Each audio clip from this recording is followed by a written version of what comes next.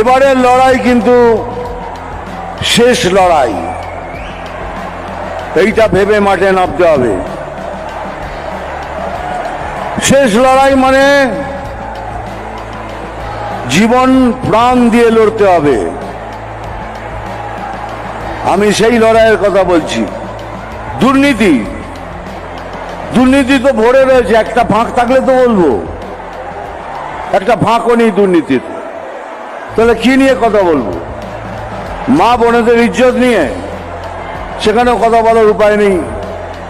কিন্তু পশ্চিমবঙ্গের ছেলে আমি, পশ্চিমবঙ্গের মা বোন সবাই আমার।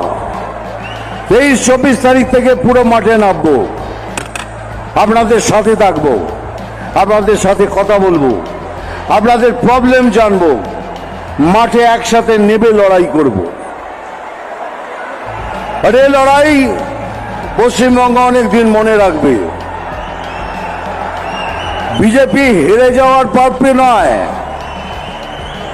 বিজেপি হেরে যাওয়ার প্রার্থী নয়। খালি বারবার তো তাই বলি যে পুলিশকে একটু নিরপেক্ষ হওয়ার কথা বলুন।